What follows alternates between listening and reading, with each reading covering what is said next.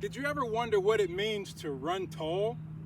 I've had athletes at every level, from beginner up to elite, that have at some point expressed to me like, I've always been told to run tall, but I don't really know what that means. How can I run taller than I already am? When a coach wants to see you running tall, whether they say it this way or not, what they really want to see is that you're tall in your hips. And what that means is that when you're on one foot, that your hips don't drop for whatever reason. So if I'm not running tall, I'm not engaged in my pelvic core, then I won't run tall. I'll run in some type of sitting or squatty way. Rather than understand that the coach wants you to engage so that your hips stay tall when you're running, or more specifically, that the hip of the swinging leg stays tall when you're running. What most people think instead is that we want your head to be like really, really tall. And I've even seen some coaches, hold their hand over somebody's head and say, try to stay up tall and press your head against my hand.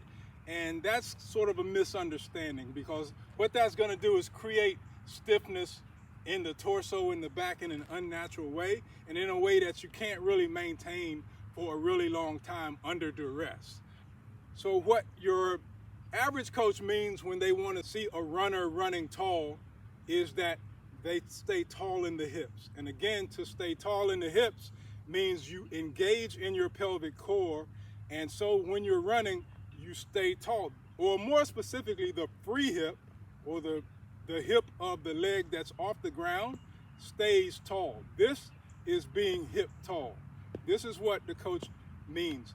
And by default almost, if I become tall in my hips, then my entire posture becomes tall. If I'm not tall in my hips, then it kind of doesn't matter what I try to do with the rest of my torso.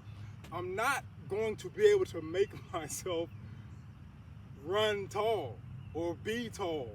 Tallness comes from here, and it's created through the right type of engagement. So this is what a coach means by running tall.